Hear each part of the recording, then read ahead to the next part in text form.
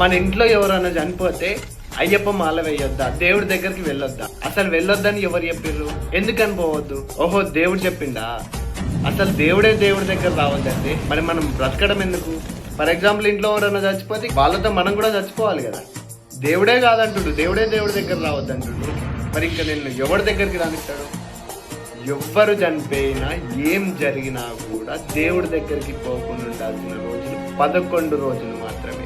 11 రోజులు దాటిందా కథం అయిపోయింది, క్లోజ్. మళ్ళా దేవుడి దగ్గరకు పోవచ్చు, దేవుని మాల, అయ్యప్ప మాల వేసుకోవచ్చు, శివమాల వేసుకోవచ్చు, ఏదైనా చేయొచ్చు. మామూలు చాలా మంది పాటిస్తున్నది ఏంటి? ఎవరైనా మనోళ్ళు చనిపోతే సంవత్సరం వరకు 1 year వరకు ఇంట్లో దీపం కూడా పెట్టారు.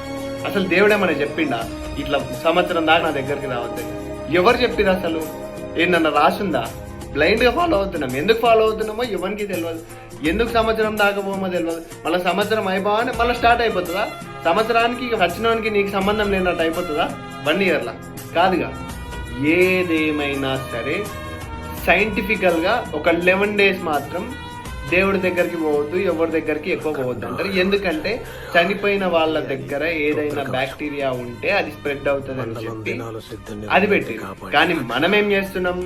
ఇంట్లో వాళ్ళు మనలో ఎవరైనా చచ్చిపోయారా కట్టం 1 year వరకు ఇక మనం ఏడికి పోం, దేవుళ్ళ దగ్గరికి పోం, దేవుళ్ళకి దీపాలు పెట్టాం, వేరే మనుషుల దగ్గరికి పండుగలు పూజలు ఏ ఉండవు. ఇక 1 year వరకు ఇక వేరే లెక్క అంతా. అసలు ఎవరు చెప్పారు?